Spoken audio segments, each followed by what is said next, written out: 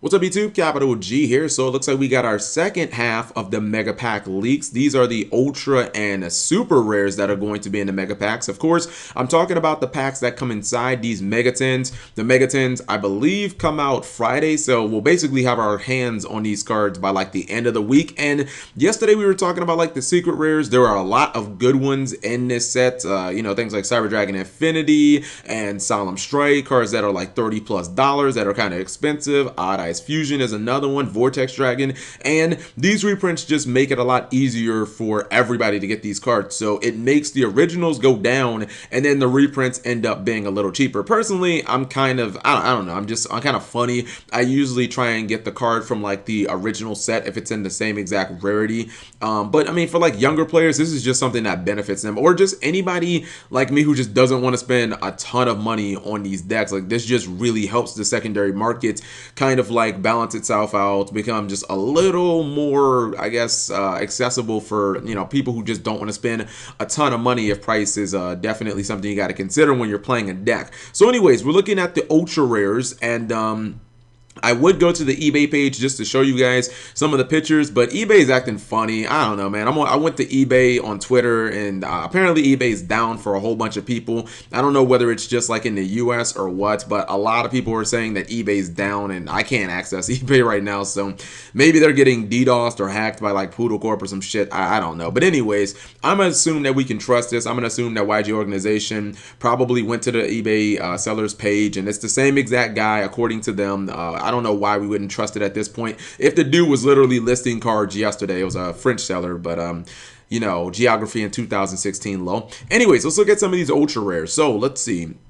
The first card that instantly jumped out to me was Majespecter Bambanku. Majespecters have been super popular lately, and even with one Corinne, I really don't think pure Majespecters are going to suffer. Like, I think that there'll still be a deck that a lot of people want to play. Bambanku was definitely the most expensive card in the deck. It was currently sitting at about $26. So, I mean, you were basically spending $75 on just 3 cards in the deck. There's also Tornado in here that got reprinted, but Tornado was really never that expensive. So this could make the deck potentially closer to kind of like the budget side, because Majespecter Corinne isn't really that big of a hit for pure Majespecters. It really just hurts, decks that are splashing in like 3 copies of Corinne, 3 copies of Bambanku. I mean, you might actually still see some people run like 1 Corinne, maybe like 1 Fox, and maybe 3 Bambanku with like a Tornado or something like that. I don't know if it'll be as effective, because you didn't really, like, Corinne was just such a good card because you could just like draw it and special it and have kind of field control over the field and whatnot. We've got, for you Fluffle players out there, or anybody who aspires to build the deck, Fright for Sabretooth. This came out of Docs, off the top of my head, I think. Yeah, you came out of Dimension of Chaos. So this was about a $14 card, and most Fluffle players played about 2 copies because it can summon back a Fright for Xyz. So, like, a lot of time, or Fright for Fusion. It can summon back a Fright for Fusion. They don't run Xyz, duh. Or at least there are no Fright for or Fluffle Xyz. So a lot of times when you summon Sabretooth, you can get like your sheep back. It's a really, really good card. It also is kind of like a Majespecter if you summon it using enough materials. A very good card. I wouldn't be surprised if Konami released more Fluffle support, because Sora is still in the show, you know what I mean? So don't be completely surprised if Fluffles get more support. And then we have a couple of other good cards that aren't necessarily so expensive. Like there's a reprint of Nephthybis. There's some BLS stuff in here, some Shiranui stuff. The old Shiranui cards really aren't that expensive.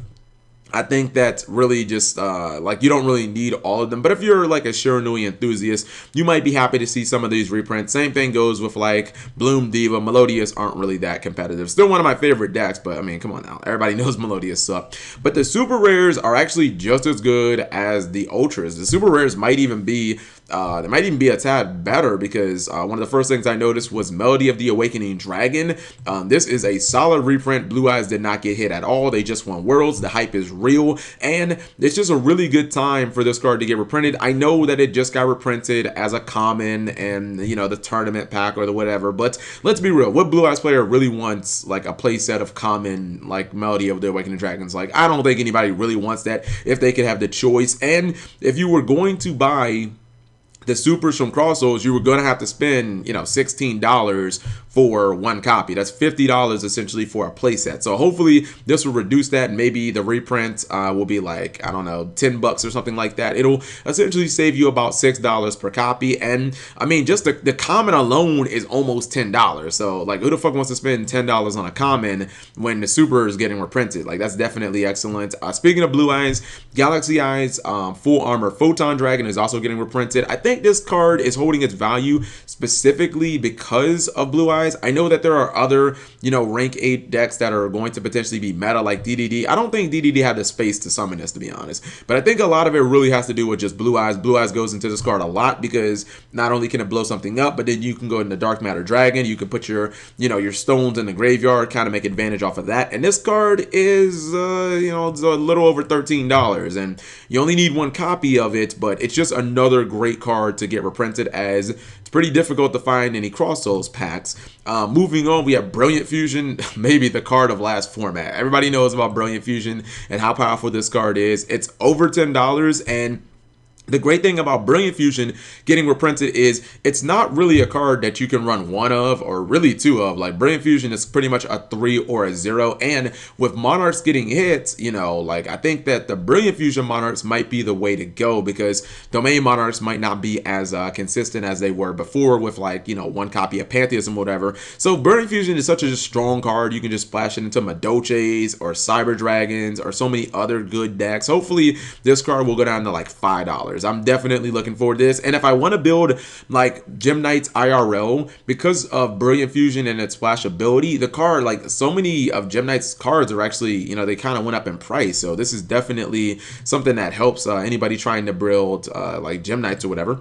And then we've got Twin Twisters. Twin Twisters was actually going up in price. I was actually surprised because for a long time, Twin Twisters was just kind of sitting at like $9. And I think when I bought mine, they were like $6 a pop. But yeah, you can see, you know, since I bought mine back in January when Break of Shadows first came out, the card has basically doubled to about $12. And this is a card that basically everybody in the meta needs. If you're not main decking some Twin Twisters, it's probably your default card as far as like the side deck choice. Maybe Mystical Space Typhoon or Cosmic Cyclone is, but Twin Twisters is definitely like a side card if you're not main decking 2 or 3 copies. So this is one of those cards, much like Mystical Space Typhoon, that basically every player in the entire game just needs to have access to. And, you know, Breaker of Shadows, obvious. Well, yeah, I guess the core set is kind of out of print. You might be able to still find, you know, some other variants like a special edition or whatever. Did it have a special edition? You know what? That's beyond the point. The point is Twin Twisters is basically essential for most players. And this is one of the cards where, like, Konami, you had to reprint this. And then some of the other cards are like, you know, a couple of DDD cards, some of the Magicians. I don't know, with Pendulum Call getting hit, like, I don't know how many people are really going to be running Magicians, even though they are getting more support and Raging Tempest. I think it might be a completely dead archetype. But when I look at these reprints, I see some really good cards. I see Bambaku. You know, I see Majespecter Tornado, I see Neptabyss, I see Lose One Turn. Like, these are cards that can definitely be meta. Keep in mind that Mermail are going to get a boost when Trito comes out, because they'll be able to summon that from Bahamut Shark. So Mermail might become a lot more meta than what it is right now. We got a lot of Blue Eyes cards that Blue Eyes players will like. Melody of the Awakening Dragon, you know, the Photon Dragon. And then there's just some other good cards like Twin Twister and Brilliant Fusion, which are just being played on like every deck in the game right now. So let me know what you guys think. Overall, this mega pack is fantastic. Like, I don't think that there's anybody out there who can look at this and be like, man, there's nothing in there that I want. Like, really? You don't want the Cyber Dragon Infinity, Twin Twister, like Solemn, Brilliant Fusion? Like, there's nothing in there? Like, so many good meta cards. Let me know what you guys think. Thumbs up the video if you enjoyed it. Let me know what card you are most looking forward to get. Mine's got to be Solemn Strike. Easy. I need 3 copies of Solemn Strike, and I wasn't trying to fucking pay $100, and I was not trying to pay $120 though. Hopefully they go down to like, I don't know, $25. That would be fantastic. And subscribe if you guys haven't already for daily Yu-Gi-Oh content.